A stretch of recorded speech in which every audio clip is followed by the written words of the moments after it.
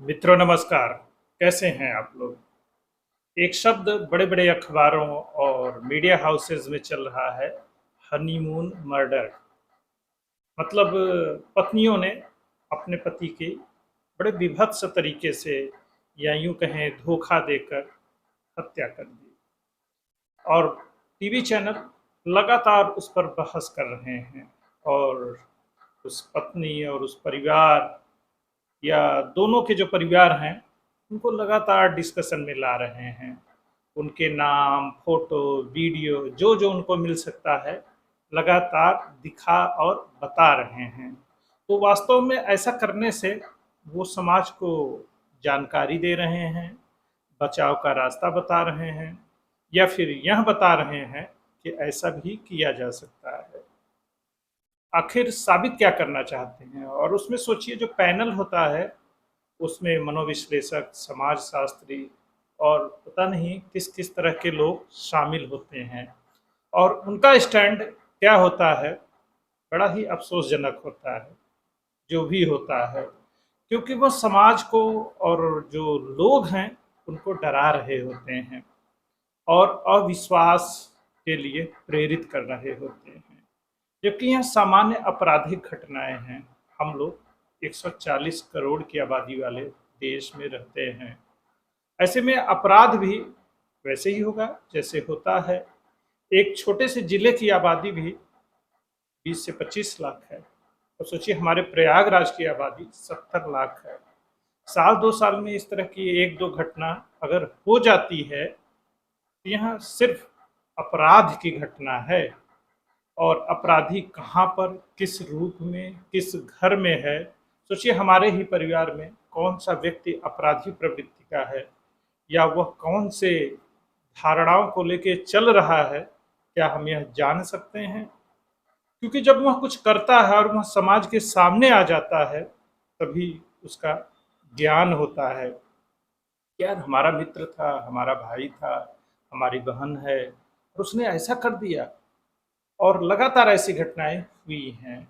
और उससे संबंधित आंकड़े, धोखा देने, एक्स्ट्रा मैरिटल रिलेशन, अफेयर, इस तरह की बातों को बड़ा ही रोमांचक ढंग से प्रस्तुत किया जाता है। तो इसके जो कथानक होते हैं और उसके कथाकार पूरे लगता है कि एक कहानी प्रस्तुत कर रहे हैं, उपन्यास और पूरा ड्रामा के साथ प्रेजेंटेशन। टीवी चैनल पर music, background music, digital AI और पता नहीं क्या क्या चीज़ें उसमें शामिल करके लगता है कि रिपोर्टर महोदय जब सारी घटना हो रही थी कि ये वहाँ पर मौजूद थे। तो भाई क्या बकवास कर रहे हो? ऐसा आपको कुछ भी करने की ज़रूरत नहीं है। यह सिर्फ अपराध है और उसी आपराधिक मनोवृत्ति के साथ किया गया एक अपराध है। वह चाहे स्त्री हो, पुरुष हो, कोई भी हो, उसका जो शिकार हुआ है, जो परिवार शिकार हुआ है, उसको न्याय मिलना चाहिए। और ऐसे अपराधियों को कठोर से कठोर दंड दिया जाना चाहिए। मान लीजिए आप किसी के साथ रिलेशन में हैं, आप बालिग हैं, समझदार हैं, तो उस रिश्ते को स्वीकारिए और आगे बढ़िए। इसके लिए किसी की हत्या करने की ज़रूरत नहीं है। आप रिश्ता नहीं निभा सकते हैं, कोई बात नहीं है, रिश्ते से बाहर निकलिए, एक दूसरे से बात करिए। आपको सिर्फ इतना ही बताना है। मतलब जो हमारे मीडिया वाले हैं, ऐसे हत्या हुई, वैसे हत्या हुई, भाई ट्रेनिंग मत दो इन चीज़ों की। एक अपराध हुआ है, बहुत ही विभत्स तरीके से हुआ है, उसका गुणगान या महिमा मंडन नहीं करना है। एक तरीके से आप जो अपराधी है उसको हीरो की तरह प्रस्तुत कर रहे हैं कि देखो उसने कैसे मारा, कैसे प्लान किया। कुछ भी दिखाने बताने की जरूरत नहीं है। उसका फोटो वीडियो तो बिल्कुल भी नहीं दिखाना चाहिए, उसके नाम का भी जिक्र नहीं होना चाहिए। बस उसे सही ढंग से कानूनी जो प्रक्रिया है उसे गुजारा जाना चाहिए और त्वरित न्याय होना चाहिए।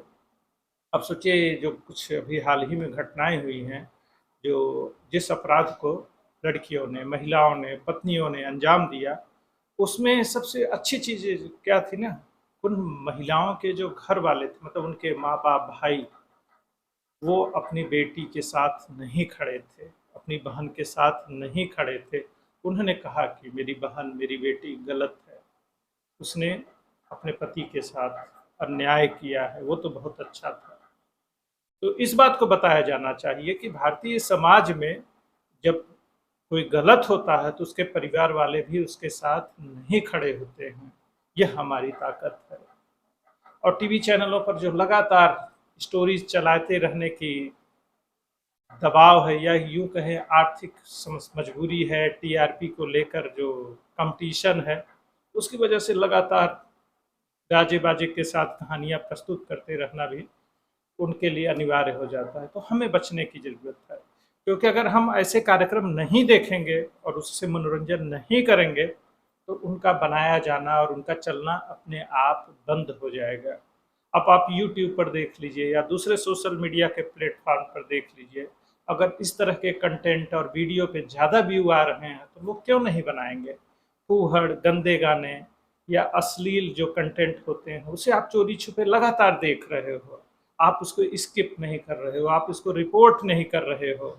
और सोचिए उसके जब मिलियन में व्यू आते हैं तो जो लोग इस तरह के कंटेंट बनाते हैं उनको ढेर सारे पैसे मिलते हैं, और आप जब लगातार उनको देखते हैं तो उनकी कमाई बढ़ती जाती है। ऐसे में वो इस तरह के वीडियो बनाने के लिए लगातार प्रेरित होते रहते हैं। ऐसे में हम आम लोगों की जिम्मेदारी है कि जिस तरह के फोटो वीडियो कंटेंट को हम देखते हैं उसी तरह के कंटेंट बनाए जाते हैं। तो आपकी जिम्मेदारी क्या हुई? आपको रिपोर्ट करना है, नहीं देखना है, स्किप करना है। अगर आप चाहते हैं आपके बच्चे, आपके परिवार वाले अच्छी चीज़ें देखें, अच्छी चीज़ें सुने, तो आप भी शुरू करिए अच्छी चीज़ें देखना, सुनना। आप यूट्यूब पर या किसी दूसरे सोशल नेटवर्क पर कोई चीज़ देख रहे हैं तो जिस तरह की चीज़ आप देखते हैं उसी तरह की चीज़ उस पे फॉलो होती है। आपका मोबाइल मान लीजिए कोई अभी देखे और किस तरह के कंटेंट उसमें आ रहे हैं तो समझ लीजिए आप क्या देखते हैं। तो अच्छी चीज़ें देखिए, अच्छी चीज़ें डिस्कस करिए, फिर वही चीज़ें आपको दिखाई पड़ेंगी। एआई का ज़माना है, फिर बचना मुश्किल ही है। सोचिए कितने भी शातिर अपराधी हों, बचते नहीं हैं। कहीं न कोई कहीं कोई न कोई सबूत छूट ही जाता है, फिर वो पकड़े जाते हैं। फिर क्या हाल होता है, यह भी हम देख ही रहे हैं। तो आइए समाज को बेहतर बनाने में अपना छोटा-सा योगदान करते हैं। जय हिंद, जय भारत, वंदे मातरम।